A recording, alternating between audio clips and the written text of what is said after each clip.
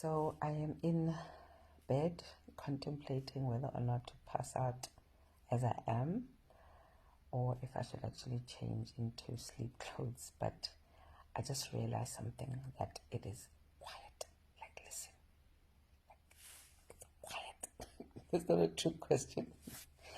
The kids are somewhere around here, but it is such a beautiful thing to have them at an age where it's not mama this, mama that, after running around with them the whole day. With their things, with their business. And I just felt like before Kirobala, I need to, before sleeping, just encourage somebody who might be feeling overwhelmed, who might be feeling like, oh my word. Especially when you are a first-time parent, whether a mother or father, or you've got small children. The day will come when you are with them, but you're not with them. You know what I mean? It can be so overwhelming sometimes, and more so when you're doing it on your own. And just to say, hang in there. I don't think anybody has a formula. Yes, there are books, there are parenting classes, there are things that you can do to equip yourself, but you know yourself, you know your capabilities, you know your limitations, and you know your children. At least you get to know your children so that you find your own balance, you find your own rhythm as a household, as a family.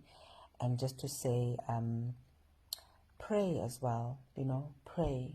I pray for wisdom on how to raise the children, cover them. Pray for them, pray over them. If you are pregnant, pray over the child that is still coming. We need to cover our children in prayer because they are up against so much, and the world that we've brought them into is just something else. It's crazy. So just a word of encouragement to say, you're doing good. When you know that you're doing your best, you're doing good. Give yourself a pat on the back and just know that, mudimuting. I don't know what I'd be, where I'd be as a parent without just praying for wisdom. Not that I always listen to Mudimu in my stupidity as a human being every now and then, but by his grace, we've been able to raise incredible 4 amazing children, just all by his grace. And it's such a blessing that even after our divorce, we are parenting and we're both present in our children's lives. And I don't use the term co-parenting because nothing's changed in terms of how we see our role as parents, and I'm really, really grateful for that. And just encouraging you to say, as this weekend comes, take it easy, take the rest when you need to. You're not a machine, especially mothers. We tend to just want to do so much and be everything for everybody. Take time to just every now and then just sit back, take a breather, take the kids to somebody else, give them to the father, if there's a father who's present. And also just men, fathers, show up for your children.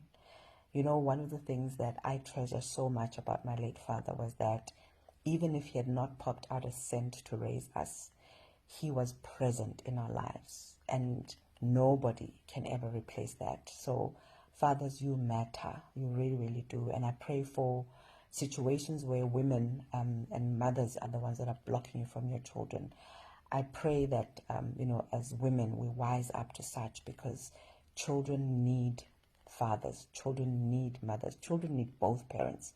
And when they're there and they both want to be there, I know that there are situations where mothers have to protect their children by not allowing fathers access, but in situations where it's personal and it's things between the two adults that come in between how a child is able to be raised by a father, I pray for wisdom for us as women if we find ourselves making those choices, because at the end of the day, it's the children that suffer. Let's just pray for that wisdom for Mudimu to guide us, because I really believe that he wouldn't give us that role. He wouldn't trust us with these precious gifts without carrying us and helping us with that role. Good night.